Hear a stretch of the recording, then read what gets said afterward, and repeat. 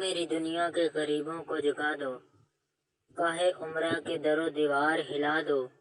गरमाओ लहू गुलामों का सोज़े यकीन से, गुंजिश के फरमायों को शाही से लड़ा दो। अस्सलामु अलैकुम रहमतुल्लाहि व बरकातुहू। प्यारे दोस्तों, याद रहे कि बनी इसराइल हज़रत याकूब अलैहिस्सलाम की औलाद हैं, और चूंकि हज़रत याकूब अलैहिस्सलाम का एक नाम या लक़ब इसराइल भी था, इसी निस्बत से ये बनी इसराइल कहलाते हैं।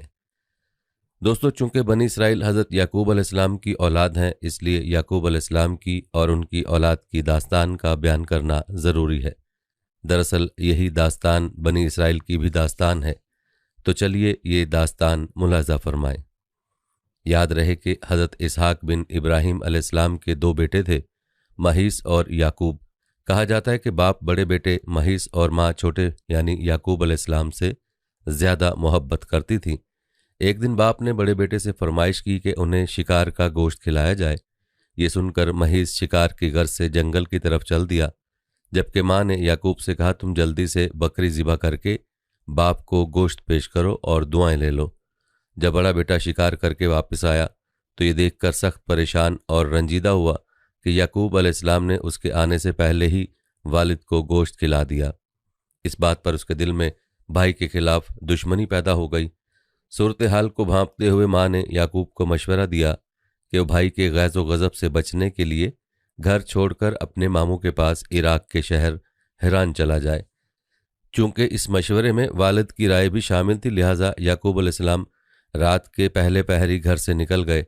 वो रात और अगला दिन सफ़र में गुजारने के बाद अगली रात एक आबादी के करीब खुली जगह में पत्थर को तकिया बनाकर सो गए। आंख लगी तो ख्वाब देखा कि ज़मीन से आसमान तक एक सीढ़ी लगी हुई है, जिसके ज़रिए फरिश्ते ऊपर नीचे आ जा रहे हैं।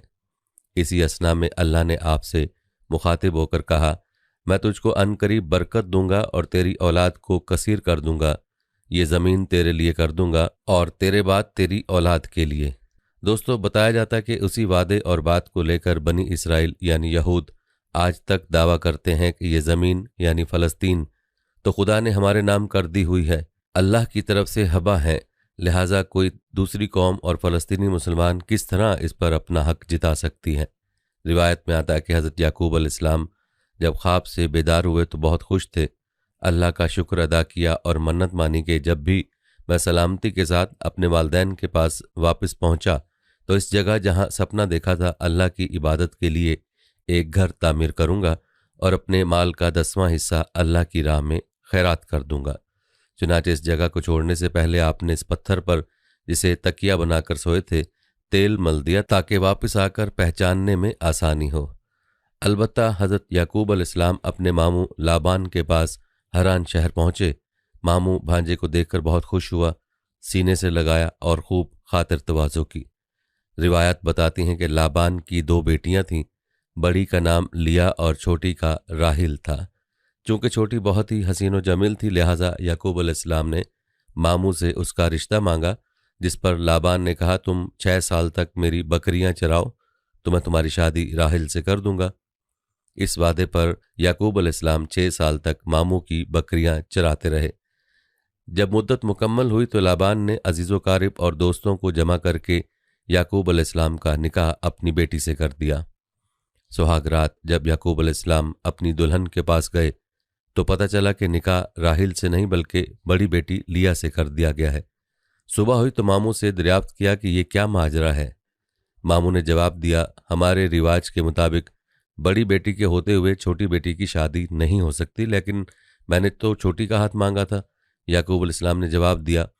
इस पर लाबान ने कहा, अगर तुम्हें उससे शादी करनी है तो मज़ीद 7 साल मेरी बकरियों की देखभाल करनी होगी। ये सुनकर याकूब अलैहिस्सलाम ने मज़ीद 7 साल मामू की बकरियां चराने की हामी भर ली, और जब 7 साल मुकम्मल हुए तो लाबान ने राहिल की शादी भी याकूब अलैहिस्सलाम से कर दी। याद रहे उस वक्त 2 बहनों से एक मर्द की शादी ममनू न थी। दोस्तों, रिवायत के मुताबिक हज़रत याकूब अलैहिस्सलाम ने राहिल से शादी के बाद कुछ वक्त मामू के पास गुजारा और फिर अहलो अयाल के साथ अपने वतन कनान जो मौजूदा फ़लस्तीन है वापस जाने की इजाज़त चाही। ये सुनकर लाबान बहुत गमगीन हुआ, क्योंकि उसकी 2 बेटियां, बच्चे और भांजा जिसने 20 साल उसके पास गुजारे अब बिछड़ रहे थे।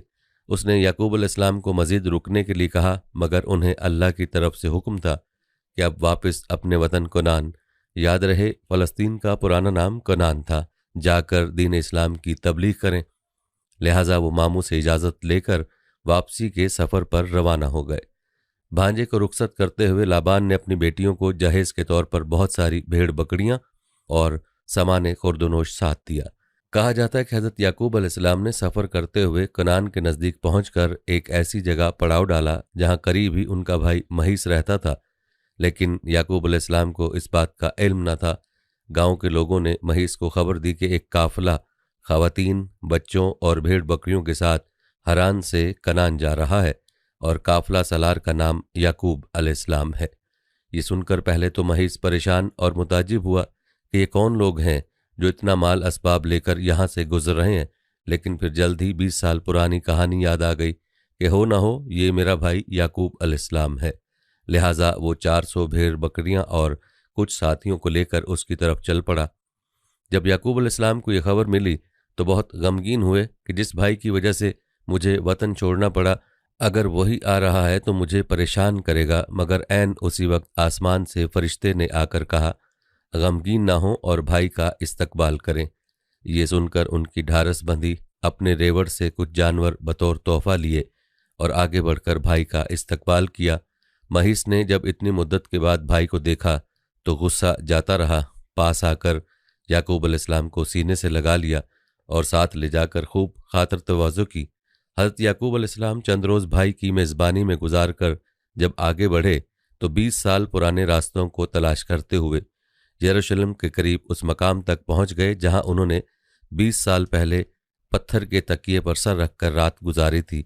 उन्हें अपनी मन्नत याद आ गई, लिहाजा बेटों को साथ लेकर उस पत्थर को तलाश करना शुरू किया जिस पर तेल मल कर गए थे। अगरचे बहुत ज़्यादा अरसा गुजर चुका था, लेकिन अल्लाह की मदद और तायद हासिल थी, इसलिए जल्द ही वो पत्थर तलाश कर लिया और अपनी मानी हुई मन्नत के मुताबिक बेटों के साथ मिलकर वहां अल्लाह का घर तामीर किया, जिसे आज हम बैतुल मुकद्दस के नाम से जानते हैं। प्यारे दोस्तों, यहाँ आपको ये बताते चलें कि हज़रत याकूब के बाद दाऊद अलैहिस्सलाम ने इस इमारत को दोबारा तामीर करना शुरू किया और फिर उनके बेटे जनाब सुलेमान अलैहिस्सलाम ने जिन्नात की मदद से यहाँ एक इमारत तामीर की जिसे यहूदी हैकल सुलेमानी के नाम से पुकारते हैं। बताया जाता है कि ये इमारत रूमियों और बाबलियों के हमलों में तबाह हो गई थी, मगर उसकी एक दीवार बाकी है जिसे दीवार गरिया कहा जाता है। आपने तस्वीरों में यहूदियों का अक्सर उस दीवार के साथ खड़े होकर तौरात पढ़ते देखा होगा। यहूदियों का यह भी कहना है कि मुसलमानों ने अपने दौरे इक़्तिदार में ऐन उस जगह पर मस्जिद अक्सा तामीर की जहां कभी हैकल सुलेमानी मौजूद था। इसलिए हमें जब भी मौका मिला मस्जिद अक्सा को गिराकर दोबारा ग्रेट हैकल तामीर करेंगे। दोस्तों, बात हो रही थी याकूब अलैहिस्सलाम की। याद रहे कि हज़रत याकूब की 2 बीवियां और 2 बांदियां थीं, लिया और राहिल 2 सगी बहनें और मामू की बेटियां जिनसे शादी की। आप इराक से यरूशलेम वापस जा रहे थे, जबकि बांदियों में जल्फा और बल्हा के नाम रिवायात में मिलते हैं। उन सब के बतन से पैदा होने वाली औलाद और जिस नंबर पर उन बच्चों की पैदाइश हुई उसकी तफसील कुछ इस तरह है। पहली बीवी लिया से रैबोन, शमून, लावी, यहूदा, लसियाकार और जबुलून बेटे पैदा हुए, जबकि एक बेटी दीना भी पैदा हुई। दूसरी बीवी राहिल से यूसुफ और बिन यामीन 2 बेटे पैदा हुए। बांदी जुल्फा से जाद और आशिर 2 बेटे पैदा हुए और बांदी बुल्हा से दान और नफ्ताली 2 बेटे पैदा हुए। यूं याकूब अलैहिस्सलाम के कुल 12 बेटे और एक बेटी थी। उन्हीं 12 बेटों से आगे चलकर बनी इसराइल के 12 कबीले वजूद में आए। याद रहे कि बनी इसराइल से मुराद इसराइल की औलाद है, क्योंकि हज़रत याकूब का दूसरा नाम इसराइल था, जिसका मतलब है अल्लाह का बंदा। लेकिन हज़रत याकूब के एक बेटे यहूदा के नाम की मुनासबत से उन्हें यहूदी भी कहा जाता है। प्यारे दोस्तों, इस किस्से की इब्तिदा दरअसल हज़रत इब्राहीम अलैहिस्सलाम से होती है, और वो इसलिए कि हज़रत याकूब इसहाक अलैहिस्सलाम के बेटे और इब्राहीम अलैहिस्सलाम के पोते हैं। इस तरह असलन ये आले इब्राहीम है और हम मुसलमान हर नमाज में आले इब्राहीम अलैहिस्सलाम पर दरूद भेजते हैं। लेकिन दोस्तों, ये दास्तान जानबूझकर हज़रत याकूब अलैहिस्सलाम से शुरू की गई है, क्योंकि उनके वालिद हज़रत इसहाक अलैहिस्सलाम के जंक्शन से आले इब्राहीम 2 हिस्सों बनी इसराइल और बनी इस्माइल में बट जाते हैं, और यही वो नुक्ता है जिसे समझने की ज़रूरत है। हमारे यहाँ कुछ लोग यहूदियों को बुरा भला तो कहते हैं, लेकिन ये नहीं बताते कि ये हैं कौन और बनी इस्माइल से इनका क्या रिश्ता है। दोस्तों, ये तो हर कोई जानता है कि हज़रत इब्राहिम की 2 बीवियाँ थीं। पहली बीबी सारा से औलाद ना होने पर आपने फ़िरौन मिस्र की बेटी सैयदा हाजरा से दूसरी शादी कर ली, जिनके बतन से अल्लाह ने आपको हज़रत इस्माइल की शक्ल में फ़र्जंद अता किया। अगरचे ये अल्लाह का हुक्म और इरादा था, लेकिन बाज़ मौरख लिखते हैं कि जब दूसरी बीवी हाजरा के यहाँ बेटा पैदा हुआ तो 2 ख़वातीन के दरमियान चपकलश शुरू हो गई। लिहाजा हज़रत इब्राहिम, बीबी हाजरा और नौ मौलूद इस्माइल को यरूशलेम से कोसों दूर वादी मक्का में सफ़ा और मरवा के मकाम पर छोड़ आए, और यही जगह आज हमारे हज का एक अहम रुकन है। याद रहे कि बीबी हाजरा और हज़रत इस्माइल के मक्का चले जाने के बाद अल्लाह ने बीबी सारा को भी बेटा अता कर दिया, जिसका नाम इसहाक रखा गया, और इसी इसहाक अलैहिस्सलाम के बेटे याकूब अलैहिस्सलाम की नस्ल को बनी इसराइल कहा जाता है। यूं समझ लीजिए कि इसहाक अलैहिस्सलाम और इस्माइल अलैहिस्सलाम 2 भाई थे। छोटे भाई इसहाक की नस्ल जो फ़लस्तीन में फली फूली बनी इसराइल कहलाई, जिसमें से दानियाल अलैहिस्सलाम, यूसुफ अलैहिस्सलाम, अयूब अलैहिस्सलाम, दाऊद अलैहिस्सलाम, एलिया अलैहिस्सलाम, सुलेमान अलैहिस्सलाम, मूसा अलैहिस्सलाम और ईसा अलैहिस्सलाम जैसे आली मर्तबत अंबिया ने जन्म लिया। जबकि बड़े बेटे इस्माइल अलैहिस्सलाम की औलाद सरजमीन हजाज, मौजूदा सऊदी अरब की वादी मक्का में आले इस्माइल के नाम से आगे बढ़ी। इस तरह रिश्ते के लिहाज से बनी इसराइल और बनी इस्माइल कज़न यानी सगे चचाजाद भाई हैं। और इसी बनी इस्माइल के एक कबीले कुरैश की शाख बनी हाशिम में खातमुन नबीयीन हज़रत मोहम्मद मुस्तफ़ा सल्लल्लाहु अलैहि वसल्लम का जन्म हुआ। प्यारे दोस्तों, ये सारी कहानी बयान करने का मकसद ये था कि आपको बनी इसराइल और बनी इस्माइल के बारे में तफसील से आगाह किया जाए। और आप जान चुके हैं कि हज़रत इब्राहिम अलैहिस्सलाम के 2 बेटों से ये सिलसिला चला। हज़रत इसहाक अलैहिस्सलाम के बेटे याकूब अलैहिस्सलाम की औलाद बनी इसराइल कहलाई, जबकि इस्माइल अलैहिस्सलाम की बनी इस्माइल। अब आपको मौजूदा दौर के यहूदियों के बारे में बताते हैं जो ख़ुद को बनी इसराइल कहते हैं। उन यहूदियों और अरबों यानी मुसलमानों में जो झगड़ा चल रहा है, उस झगड़े की असल वजह हज़रत याकूब अलैहिस्सलाम पर वही होने वाले वो जुमले हैं जिनका तज़करा वीडियो के आगाज़ में हुआ था कि जब हज़रत याकूब अलैहिस्सलाम ने मामू के घर जाते हुए रास्ते में पत्थर पर सर रखकर रात गुजारी और वो सपना देखा जिसमें अल्लाह ने उन्हें बशारत दी कि मैं तुझे बरकत दूंगा, तेरी औलाद को कसीर कर दूंगा और ये ज़मीन तेरे लिए कर दूंगा और तेरे बाद तेरी औलाद के लिए।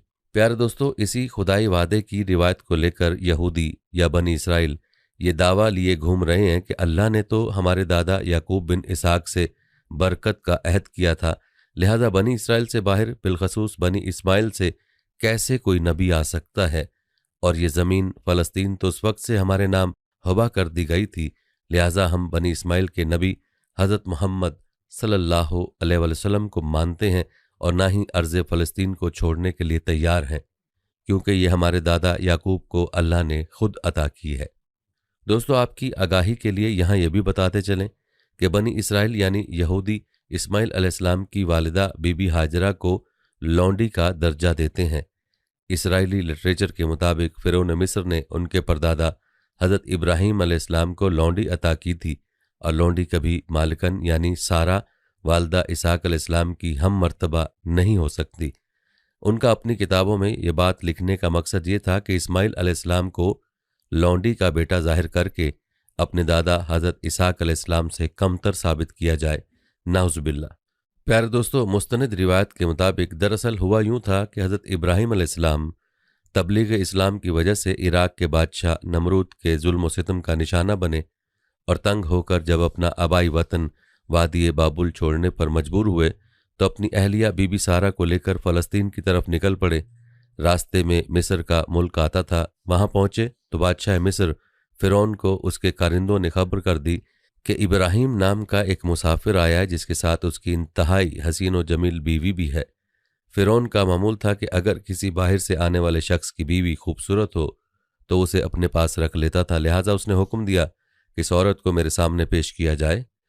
जब हज़रत इब्राहीम अलैहिस्सलाम के पास फ़िरौन के कारिंदे इस गर्ज से आए कि अपनी बीवी सारा को बादशाह के पास भेजो, तो उन्होंने अल्लाह से दुआ की कि ए रब, जिस तरह तूने मुझे नमरूद की आग से बाहिफाजत निकाला, इसी तरह उस बादशाह की बुरी नीयत से मेरी पाकबाज बीवी सारा को महफूज रखना।